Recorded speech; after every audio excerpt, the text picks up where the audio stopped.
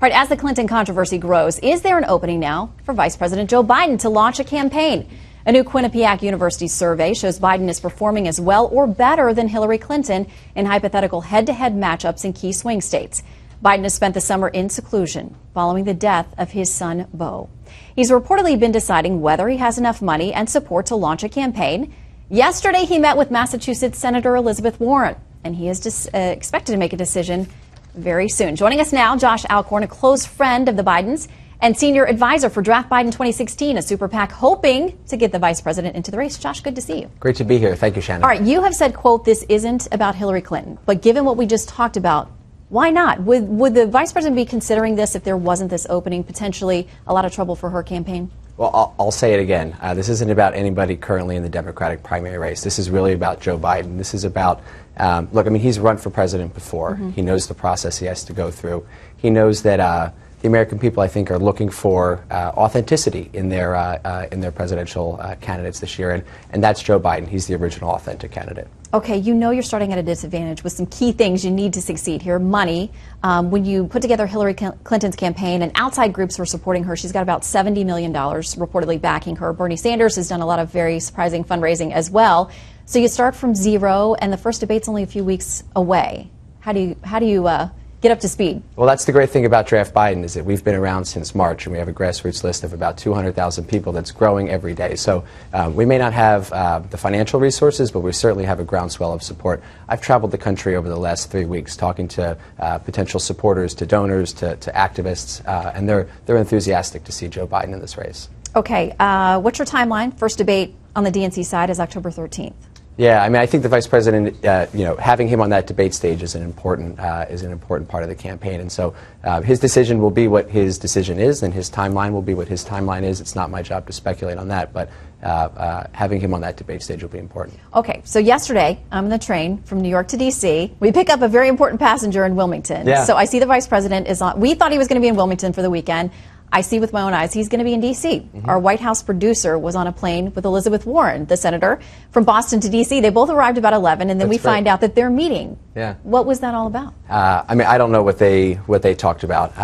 What I do know is that the vice president has, he's got his core inner circle of people, and over the last couple of weeks we've seen reported on this channel and other media outlets that he's kind of expanding outside of that small circle of advisors and family. He's sounding out people in early states, activists, potential supporters.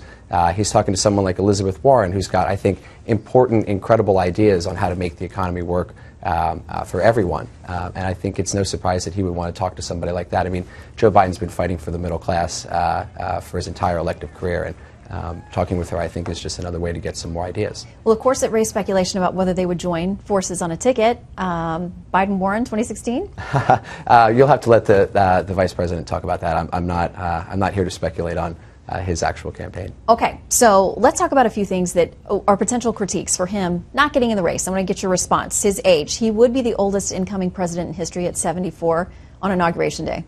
I don't think that's an issue at all. I mean, just look at Joe Biden. He's the kind of guy who, I mean, when I was on his campaign in 2008, we had to block time out every morning for the gym. I mean, he's there every day. What you have with Joe Biden is a guy who kind of feeds off of the energy of the people around him. So I don't think that age is an issue at all. Okay, over on the GOP side, the people who are doing the best are these outsiders, non-politician Washington outsiders.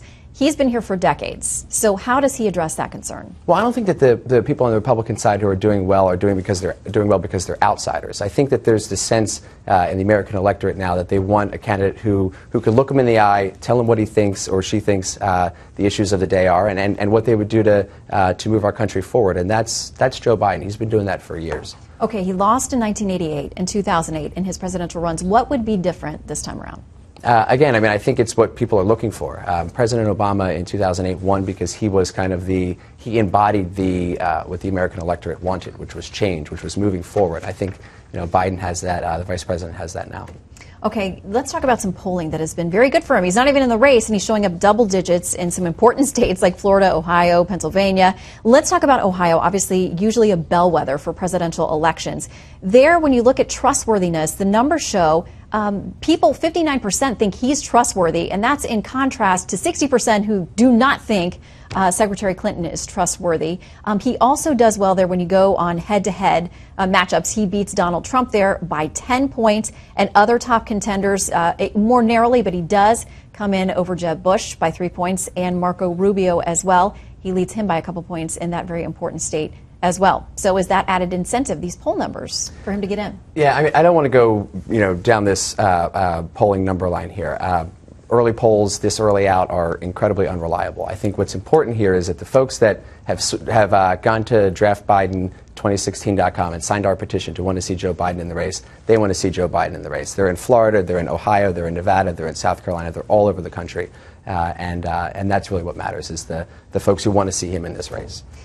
Speaking of which, we've heard stories that his late son, Beau, wanted to see him run, was encouraged. You are a close friend of the family and have worked very closely with Beau as well. Yeah. Do you feel that the vice president has had sufficient time to grieve? Because you know a presidential campaign is so grueling. And do you think that he would be pressed into service, as it were, by anything that he heard from Beau before his death?